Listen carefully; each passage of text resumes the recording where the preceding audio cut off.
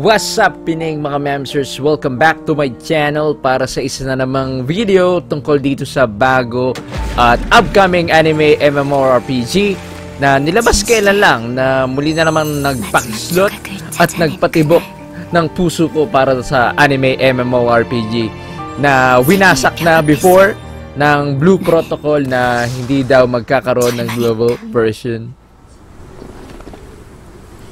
Pero this time, fresh na fresh mula sa bansang sinilangan ng mga at sa South Korea mula sa developer na NPixel na former developers ng larong Seven Knights ay nirelease nila ang official trailer ng larong Grand Saga. So, para lang sa kaalaman nyo, no, mahigit 25 million US dollars lang naman ang na-receive nilang investments. Oh my God! Wow! So, I'm sure na marami pa silang nakapilang project sa laki ba naman ang natanggap nila. Diba? So, I'm hoping na hindi lang to at magpatuloy-tuloy pa sila sa mga ganitong klaseng quality na games na i-release sila in the future. So, this one's powered by Unreal Engine 4. Kaya naman napaka-angas at napakabangis ng actual in-game graphics nito.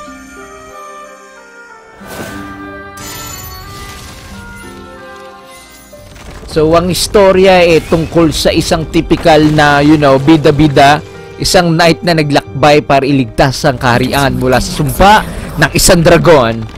Pero ang chismis, may enjoy mo yung laro kahit solo lang. So, hindi mo kakailanganin na lagi maghanap ng party. Which is good para sa mga single player dyan, di ba? At least hindi mo na mararanasan yung pinarty lang pero hindi ginawa.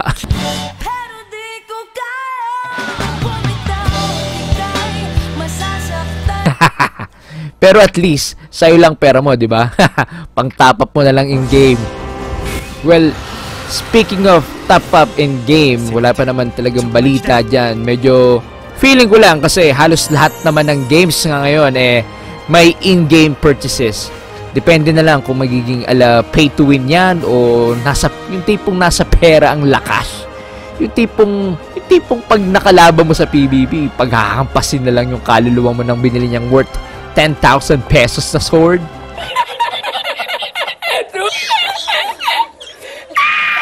Yung sobrang open niya dahil ang yaman niya, pero hindi ako bitter na-share ko lang. Yung weapon o tinatawag nilang grand weapon hindi lang para sa attack, defense o support na playstyle nyo.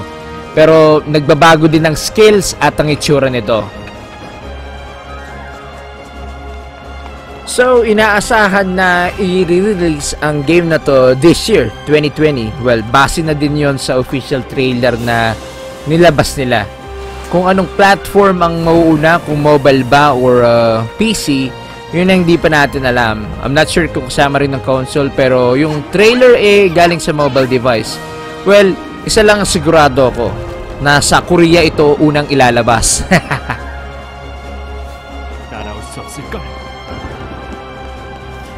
So, tungkol naman sa mga characters, wala pa namang sinabi kung magiging fully customizable ang mga character dito. Pero so far, base sa trailer, may 6 na characters na silang pinakita. So, tingin ko, pipili ka na lang ng characters depende sa gusto mong class or weapon na gagamitin niya. I'm hoping na maging open world siya at talaga namang pwede mong puntahan at pasalan yung kayang tanawin ng mata mo. Parang yung larong Zelda's Breath of the Wild.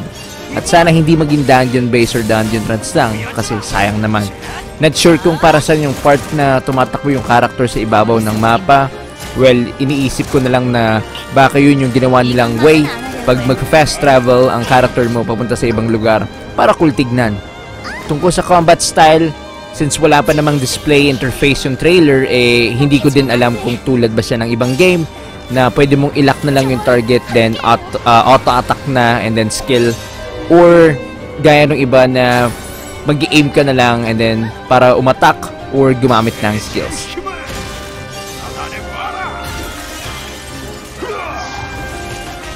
Kayo mga mamsers, ano ba ang hinahanap nyo sa isang MMORPG?